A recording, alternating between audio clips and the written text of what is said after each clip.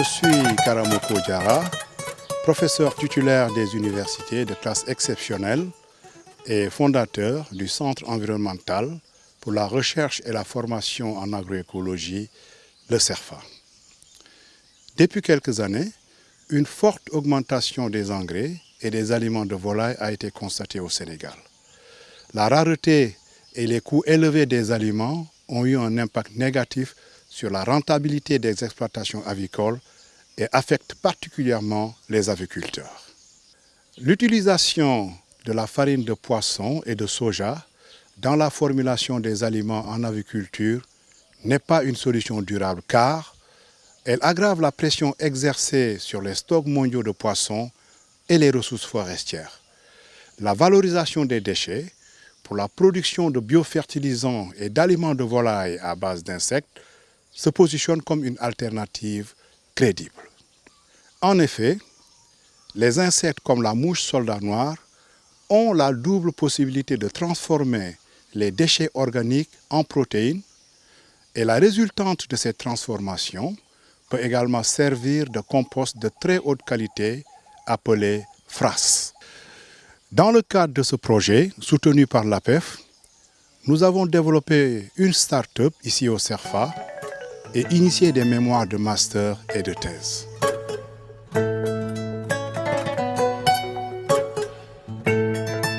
Je m'appelle Jacques Fada Sambou, je suis étudiant à l'Université Cheikh Anta Diop de Dakar. Je suis accueilli ici au CERFA, Centre environnemental pour la recherche et la formation en agroécologie, dans le cadre de ma thèse. Notre étude porte sur les modes de production et de conservation des larves de mouche soldat noir et de son utilisation comme source de protéines alternatives dans la production de la volaille. Il s'agira spécifiquement d'évaluer l'efficacité des techniques de production des larves de mouche soldat noir, mais également d'évaluer l'effet de l'utilisation des larves de mouche soldat noir comme source de protéines alternatives dans l'alimentation de la volaille. Sur ce, nous allons vous présenter notre unité de production. Vous avez l'insectarium qui nous permet de récolter régulièrement des œufs. Ces œufs vont être incubés au niveau de l'écloserie, ce qui va nous permettre d'avoir de nouveaux jeunes larves. Donc ces jeunes larves appelées néonates vont être ensemencées au niveau de nos déchets, biodéchets, collectés à travers des contenants où nous allons associer les déchets pour les bioconverser et les jeunes larves issues de l'écloserie. Ces bagues contenant les jeunes larves, c'est-à-dire les néonates, plus les substrats d'ensemencement, vont être transformés au niveau du larvarium. Au niveau de ce larvarium, ça va permettre d'engrossir les larves, mais également de permettre aux larves de stocker suffisamment de protéines, de lipides et de oligo-éléments. Maintenant, à l'issue de ce processus, lors de la phase de récolte, nous avons une sous-unité qu'on appelle le puparium. Son rôle, c'est de nous permettre de produire des nymphes qui vont être utilisées pour renouveler les stocks au niveau de l'insectarium, c'est-à-dire la volière. Maintenant, à l'issue de ce long processus de production, nous avons deux sous-produits, c'est-à-dire le FRAS, qui va être utilisé comme engrais organique pour fertiliser les plants, mais également pour amender le sol.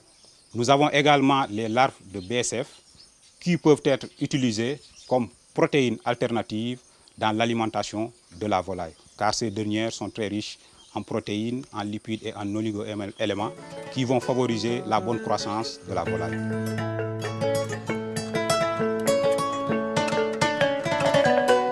Ces initiatives nous ont permis d'obtenir des résultats très intéressants, notamment la potentialité de production et d'utilisation des larves de la mouche soldat noir comme source alternative de protéines et de revenus dans l'alimentation de la volaille qui a été prouvée. De même, un biofertilisant de qualité à base de FRAS a été produit pour le maraîchage au Sénégal. Nous sommes aussi parvenus au CERFA à remplacer l'aliment conventionnel pour la volaille par une formulation alternative durable, autonome et compétitive.